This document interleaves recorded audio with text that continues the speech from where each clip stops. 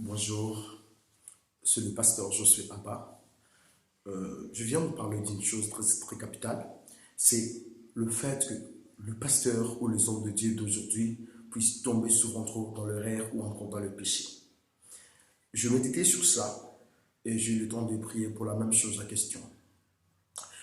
J'ai pu comprendre une chose, parce que dans mon pays, là où j'ai vécu autrefois, j'ai compris une chose, il y avait beaucoup de gens qui ne lisaient la Bible que lorsqu'ils veulent prêcher. Il y avait beaucoup de gens qui lisaient la Bible que lorsqu'ils veulent aller prêcher ou faire quelque chose ou un service. Alors qu'une chose très claire et vraie, nette, est que la Bible n'est pas l'instrument de nos révélations d'abord, mais la Bible est premièrement l'instrument de nos transformations. Aussi longtemps qu'on n'a pas fait de la Bible l'instrument de nos transformations, on ne va pas apporter une bonne révélation. Beaucoup aujourd'hui lisent la Bible pour apporter la révélation et non la transformation. Beaucoup de gens lisent la Bible pour apporter la transformation au peuple de Dieu, mais ils n'arrivent pas à apporter pour apporter la révélation au peuple de Dieu, mais ils n'arrivent pas à transformer même leur cœur. Tu vas voir une personne qui prêche bien. Tu prêches l'humilité, mais toi-même tu es orgueilleux. Le problème c'est quoi?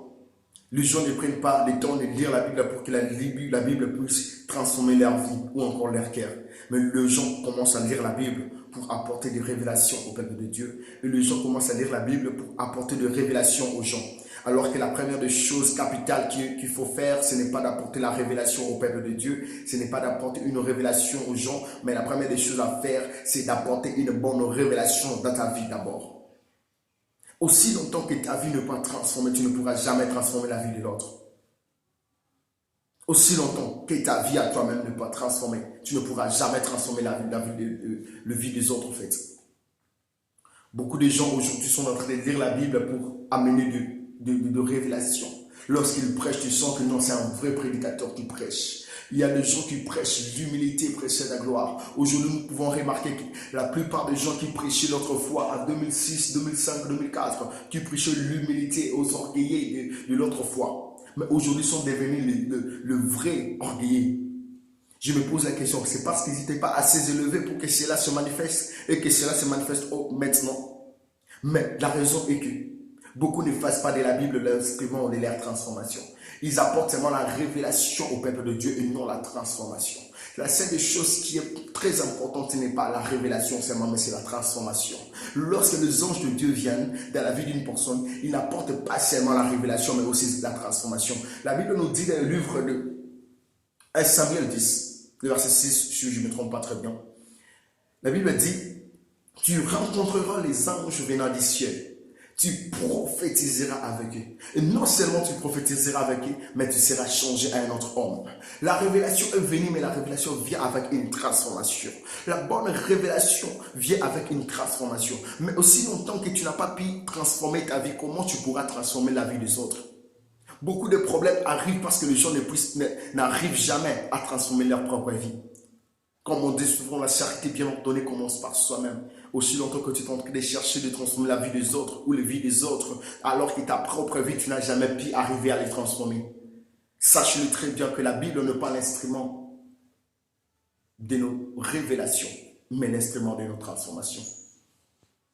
Une fois que nos pasteurs ou nos serviteurs vont comprendre cette chose et vont appliquer cela dans leur vie, beaucoup de choses vont changer. L'erreur est juste parce qu'ils sont en train de faire de la Bible leur instrument de transformation, de révélation.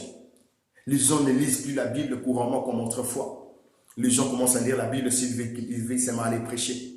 Les gens lisent la Bible si seulement ils veulent aller prêcher, qu'ils savent que non, j'ai un service à faire, j'ai quelque chose à faire. C'est en ce moment-là que je peux lire la Bible. Mais ils ne lisent plus la Bible parce qu'ils veulent apporter une transformation dans la vie des gens. Imagine aujourd'hui, nous avons des pasteurs qui nous prêchent l'impudicité, que l'impudicité est mauvaise.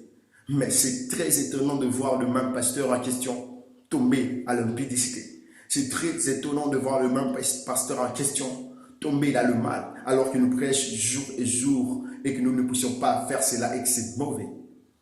Et aujourd'hui, j'apporte une raison valable qui fait que le pasteur tombe alors qu'il nous prêche de ne pas tomber. C'est parce qu'ils fassent de la Bible leur instrument de révélation et non leur instrument de transformation. La nouvelle que je vous ai apportée ce matin ou ce soir, ça dépendra de l'heure que tu vas me suivre, et que Fais de la Bible l'instrument de ta transformation et non seulement de ta révélation. La révélation viendra après, mais transforme d'abord ta vie. Tu lis la Bible dit ne pêche point. Avant que je puisse aller prêcher aux gens, que la Bible dit ne pêche point, ne vole pas, je dois d'abord commencer par ne pas voler. Car on dit d'abord, la charité bien ordonnée commence par soi-même.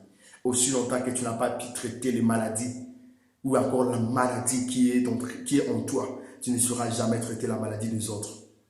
Car aujourd'hui, il y a beaucoup de chrétiens qui ne prient plus à cause de leur pasteur. Ah, mon pasteur était mon modèle, je croyais qu'il était, mais aujourd'hui, regarde là où il est fini. Donc ça se voit que moi aussi, je pourrais finir ainsi. Les gens commencent à tomber parce qu'ils n'ont pas pris la bonne transformation, ou alors qu'ils ont eu à voir que la révélation n'apporte pas au peuple de Dieu que la révélation, mais apporte aussi par-dessus tout la transformation qui va transformer leur cœur ainsi que leur vie.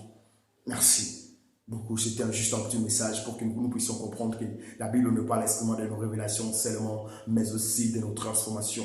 Transformez-vous, humble serviteur de Dieu. Ne lis pas la Bible pour apporter une bonne nouvelle aux gens, mais lis la Bible pour que les gens puissent aussi avoir une transformation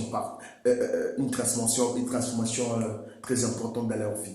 Merci beaucoup. Bonne journée, bonne soirée à vous. Que Dieu vous bénisse.